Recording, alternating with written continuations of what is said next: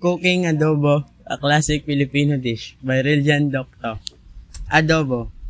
Adobo is a stew made with meat, vinegar, soy sauce, garlic, and bay leaves. Ingredients: 1 pound chicken or pork, 1/2 cup vinegar, 1/4 cup soy sauce, 2 cloves garlic minced, 1 tablespoon black pepper, 1 tablespoon pesto sauce, 1 bay leaf, salt to taste, cooking oil.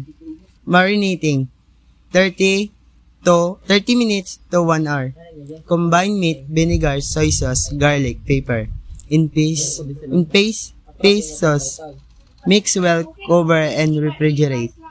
Marinating benefits: allow meats to absorb flavor. Tenderize meat, enhance aroma.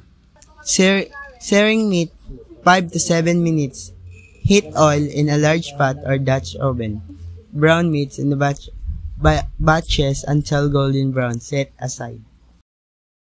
Searing importance: lack in juices, creates flavorful crust, enhance texture. Sauteing aromatics 3 to 4 minutes. Reduce heat, add oil if needed.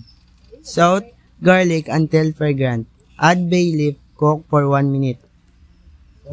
Simmering adobo 20 to 30 minutes. Add brown meat, marinade, vinegar, soy sauce, and paste sauce if using. Bring to a boil, reduce heat, and simmer. Season with salt to taste. Simmering benefits: tenderized meat, infuses flavor, thicken sauce. Finishing touches: remove bay leaf, serve hot with steamed rice. Garnish with green onions, calamansi, or boiled egg. Variation: adobo as asin, adobong dilaw, o vegetarian adobo. Tips and reminders: balance soy sauce and vinegars. Don't overcook. Adjust seasoning and spice level.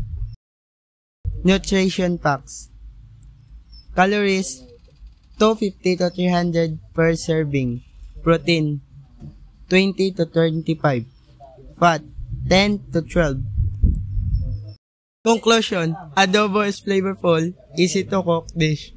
Perfect for family meals and special occasion. Enjoy your homemade adobo.